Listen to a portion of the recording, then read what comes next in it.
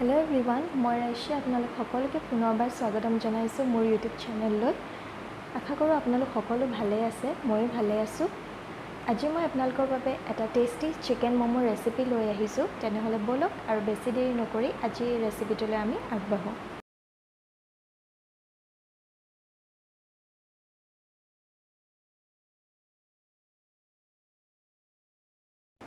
এতিয়া মই প্ৰথমতে মোমো ডোটো বনাবৰ বাবে একেটা কাপৰ মাপত 1.5 কাপ ময়দা লৈছো। 1 টেবুলস্পুন ৰিফাইন অইল লৈছো আৰু আমাক লাগিব অলপ পানী আৰু নিমখ নিজৰ সোৱাদ অনুসৰি লৈ ল'ব।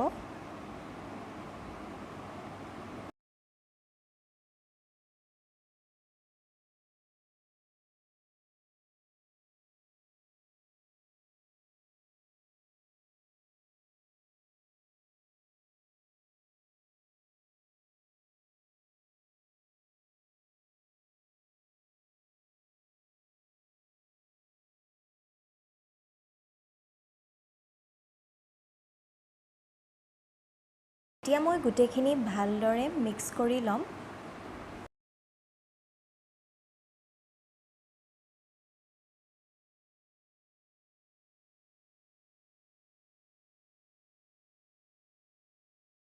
আপোনালোকে পানীখিনি অলপ অলপকৈ দিব, একেবাৰতে দি নিদিব আৰু মন কৰিব যাতে আমাৰ ডোটো একেবাৰে সফ্টো নহয় একেবাৰে টানো নহয়, তাৰ মাজতে ৰাখিব।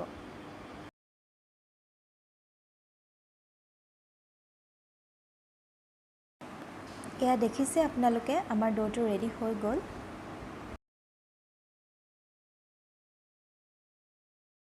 মই এতিয়া ডোটোৰ সৰু সৰু বলছ বনাই ল'ম আৰু বলছখিনি ভালদৰে ৰোল কৰি ল'ম। এয়া দেখিছে আপোনালোকে মোৰ বলছখিনি ৰোল কৰা হৈ গৈছে।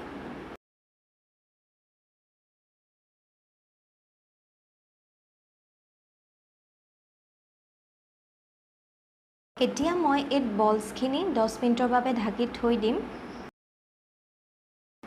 চিকেন মোমো ষ্টাফিঙৰ বাবে মই লৈছোঁ ইয়াত এটা ডাঙৰ সাইজৰ পিঁয়াজ ফাইনলি চপ কৰি লৈছোঁ, এডোখৰ চিজ স্লাইচ এই ধৰণে এৰাই লৈছোঁ সৰু সৰুকৈ আৰু লৈছোঁ আধা চামুচ জালুকৰ গুড়া আৰু লৈছোঁ আধা চামুচ সয়া সস, আধা চামুচ শেজৱান সস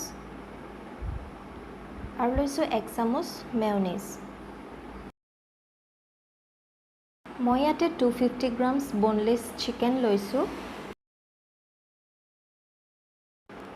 চিকেনখিনি ফ্ৰাই কৰিবৰ বাবে মই এখন টাৱাত অলপমান তেল দি লৈছোঁ। তেলখিনি গৰম হোৱাত মই ইয়াতে চিকেনখিনি দি দিছোঁ।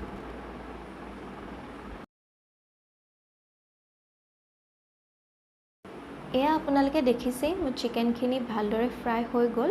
মই 10 মিনিটৰ বাবে মিডিয়াম ফ্লেমত ফ্ৰাই কৰি ল'লোঁ। চিকেনখিনি ঠাণ্ডা হোৱাৰ পাছত মই এতিয়া এটা চপাৰত লৈ চিকেনখিনি ফাইনলি চপ কৰি লৈছোঁ।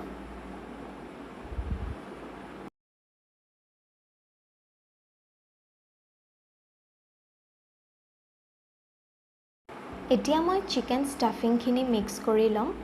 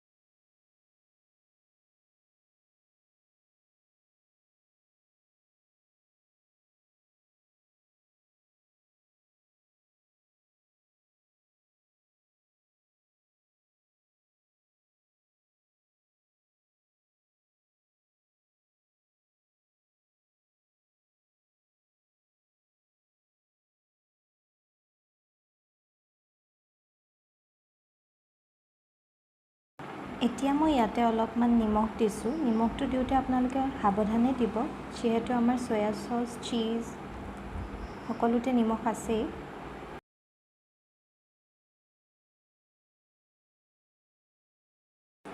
এয়া আমাৰ ষ্টাফিংখিনি ৰেডি হৈ গ'ল।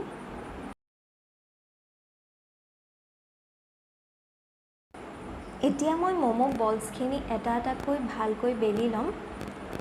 যিমান পাৰে সিমান পাতলাকৈ বেলিব, তেতিয়া ম'ম'খিনি খাবলৈও ভাল হয় আৰু ভালকৈ সিজে।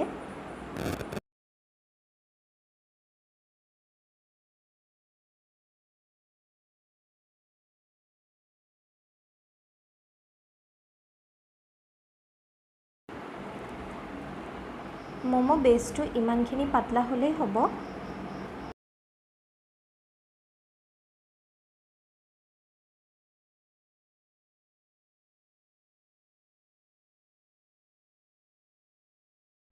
মই ভিডিঅ'ত দেখুৱাৰ মতে আপোনালোকে ম'ম' শ্বেপটো দি ল'ব।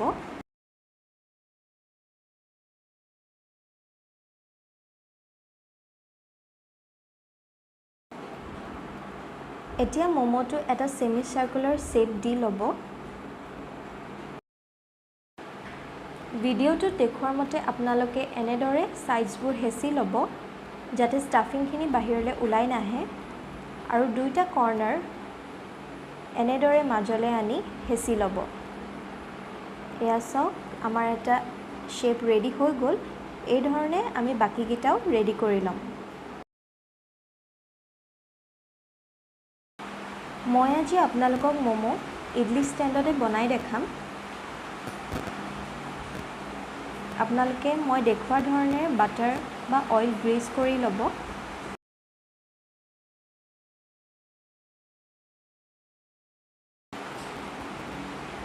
এয়া আমাৰ প্লেটছকেইখন গ্ৰীজ কৰা হৈ গ'ল।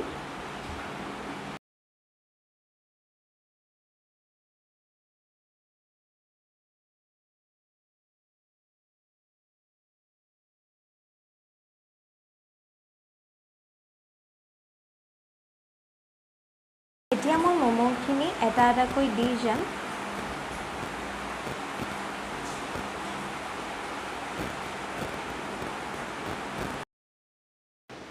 এয়া আমাৰ ম'ম'খিনি ষ্টিম কৰিবলৈ ৰেডি হৈ গ'ল। মই ইডলি ষ্টেণ্ডটোত 10 মিনিটৰ বাবে পানী দি প্ৰিহিট কৰি ল'লোঁ।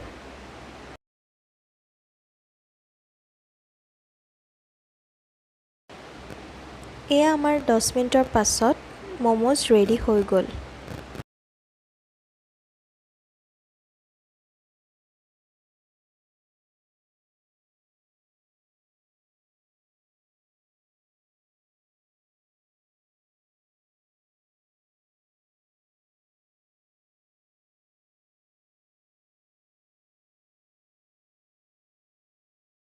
আপোনালোকে প্লিজ এই ৰেচিপিটো এবাৰ ঘৰত ট্ৰাই কৰি চাব আৰু মোক কমেণ্টছত জনাবলৈ নাপাহৰিব।